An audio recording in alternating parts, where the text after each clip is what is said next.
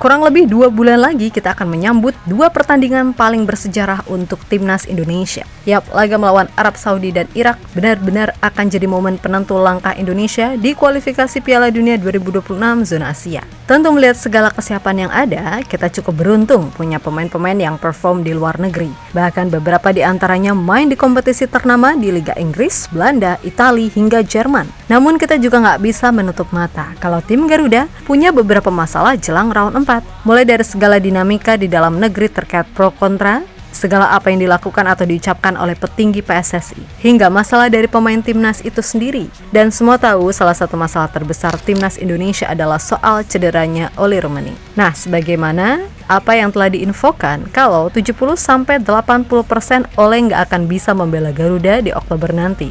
Tapi kembali lagi dengan segala kerja keras Oleh akan berusaha buat pulih lebih cepat dari prediksi. Dan sembari menunggu progres kesembuhan Oleh, menurut pengamat senior yakni Bung Ropan, jika ada peluang besar bagi 2 pemain lain untuk disumpah bareng Mauro Agustus ini. Yang mana artinya jika itu terjadi, maka September kita akan punya 3 pemain baru. Walaupun semua juga paham kalau Pak Arya pernah mengatakan total akan ada 4 di mana satunya berasal dari luar Eropa. Begitupun Yusa Nugraha yang memprediksi 1 pemain luar Eropa itu adalah Adrian Wibowo. Yang jelas dari sini bisa kelihatan kalau mode satset PSSI benar-benar udah diaktifkan. Dalam sunyi suara jiwa tak pernah patah menghadap badai darah meluah. Di tengah bayang hegemoni menjerat, cahaya putih hilang arah melesat. Tak ada kata tunduk, tak ada kata lewat. Dari semua event yang akan dilakoni timnas Indonesia, tentu yang paling bikin deg-degan adalah perjuangan timnas senior di round 4. Ingat, ini bukan bermaksud menganggap sepele timnas U23 yang akan main di kualifikasi Piala Asia atau timnas U17 di Piala Dunia. Tapi biar gimana pun, timnas senior adalah puncak tertinggi wajah sepak bola satu negara. Dan sekarang posisi Garuda sedang diambang sejarah besar. Walaupun kita semua juga tahu kalau masih ada 2 tembok besar yang ibarat jadi penghalang terakhir. Yap, Arab Saudi dan Irak jelas nggak akan semudah itu dikalahkan. Namun, sebagai bangsa yang besar, Garuda tidak semestinya takut buat bersaing. Karena bangsa ini sendiri, sedari dulu memang udah diajarkan gimana caranya untuk berjuang melawan segala kemustahilan. Yap, untuk sekarang ini bolehlah kita sedikit merasa lega melihat gimana perkembangan pemain kita yang main di luar negeri. Ada Justin Hubner yang baru beberapa hari join Fortuna Sittard, langsung dikasih debut melawan salah satu tim kuat Bundesliga, Bayer Leverkusen, di pramusim. Kemudian ada Nathan Joaon dan Shane Petinama yang seolah merasa hidup kembali usai gabung tim baru. Selanjutnya ada Elkan Bagot yang sedikit demi sedikit juga makin dipercaya tampil di Ipswich Town. Dan serta si Kevin Dix yang makin mengkukuhkan namanya di sepak bola Jerman. Apalagi di laga terbaru, Kevin sukses tampil solid serta berhasil mencetak gol perdana buat Gladbach saat menang 2-0 atas Valencia di pramusim. Pun begitu Emil Audero yang berpeluang besar kembali ke level tertinggi performanya usai join Cremonese. Serta ada Dean James yang meskipun timnya kalah 2-1 dari PSV di Johan Cruyff Cup alias Piala Super Belanda, tapi pemain yang satu ini benar-benar tampil jos gandos, termaksud memberikan 1 assist keren. Adapun Kelvin Verdong yang meskipun tampil kurang maksimal pas lawan Blackburn Rovers, tapi semua tahu itu hanya off day-nya aja karena Verdong tetaplah Verdong. Langkah kecil tapak debu di tanah, terus melangkah meski suara lelah. Dalam sunyi suara jiwa tak pernah patah menghadap badai darah meluah.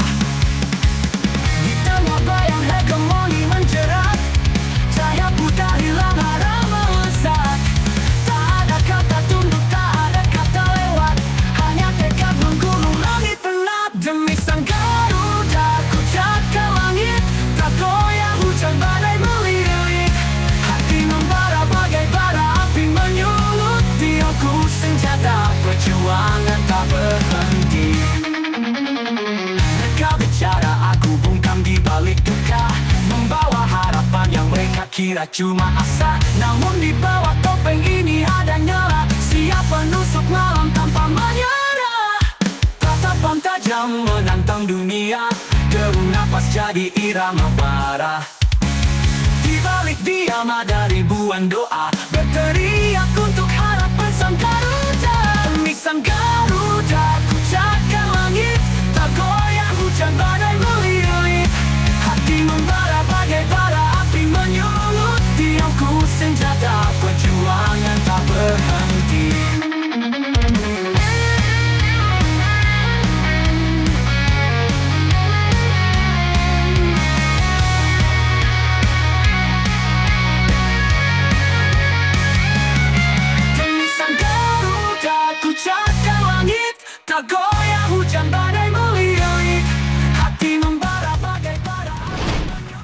Sementara itu, terkait soal rumor transfer Jesus, dia sendiri kembali nggak masuk DSP ketika Venezia melawan Beerschot, di mana ini semakin menguatkan isu kalau Jay bakal benar-benar pindah. Meskipun kemarin salah satu petinggi Venezia ngomong kalau dia bakal dipecat jika lepas Jay di bawah harga pasar. Namun menurut salah satu media Italia, Toronews.net, Jay kemungkinan besar akan berlabuh ke Torino, di mana itu terjadi setelah tim tersebut menjual Saul Coco ke Spartak Moskow seharga 15 juta euro. Nah, duit dari penjualan tersebut akan dipakai untuk nebus Jay yang dihargai Venezia 10 juta euro.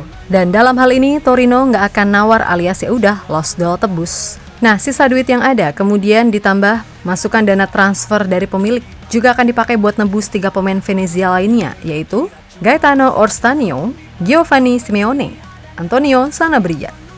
Moga-moga kalau ini fix deh endingnya. Nah, terus soal May Silkers gimana? Ini kasusnya 11-12, di mana May sebenarnya udah dapat tawaran dari beberapa klub Belanda lainnya, termasuk kabarnya Feyenoord. Akan tetapi, prioritas May tetap main di luar Belanda. Dan menurut 20 Insight, meskipun udah ada nih 2-3 tim yang ngajuin tawaran, tapi May masih belum mau memilih entah itu soal gaji atau hal lainnya.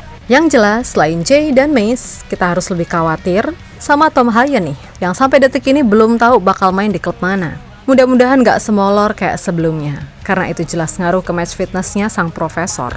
Menghadap badai darah meluah, di tengah bayang hegemoni menjerat, cahaya putih hilang arah melesat.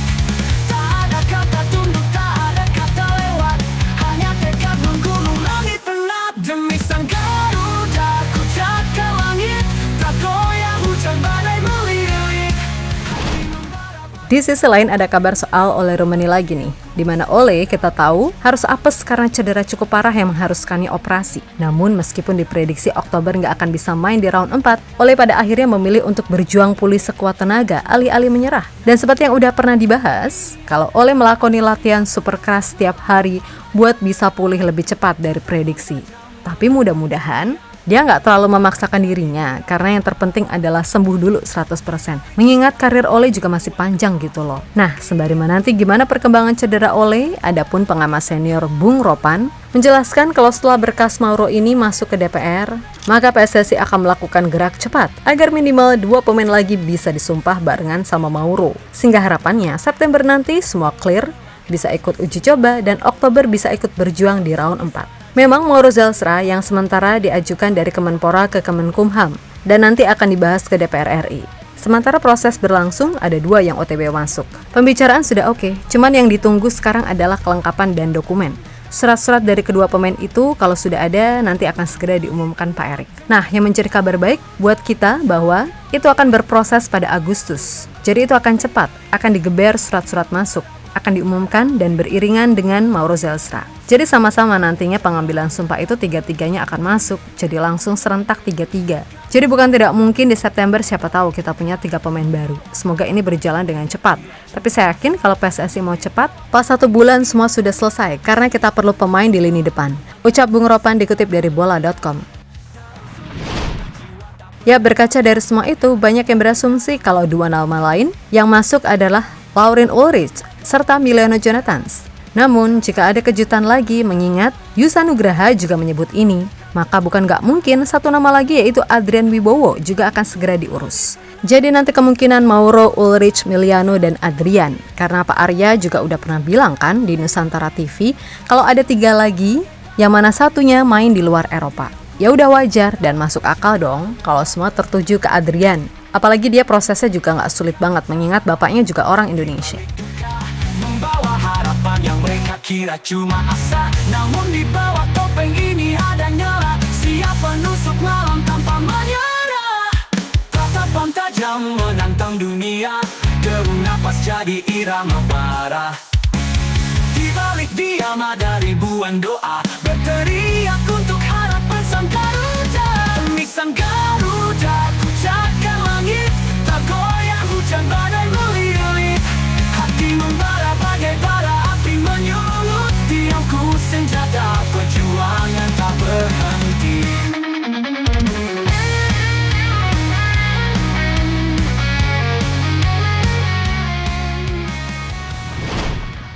Yap, terlepas dari apapun, mudah-mudahan proses naturalisasi 3 atau 4 pemain baru bisa clear tepat waktu. Dan semoga pas Garuda Calling nanti, semua pemain bisa datang dengan kondisi terbaik, termasuk Ole pastinya, karena dia sendiri pasti juga ingin sekali membantu Indonesia merajut mimpi.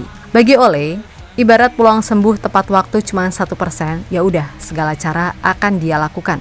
Terus buat yang statusnya masih abu-abu seperti Tom Haye, mudah-mudahan deh segera dapat klub. Dan pemain seperti Chesas serta Silkers yang rumornya gak abis-abis, semoga juga bisa segera fix enaknya gimana dan mau kemana. Pokoknya doa terbaik deh buat semuanya. So buat semua elemen timnas, tetap semangat dan sukses selalu. Oke, kita Garuda.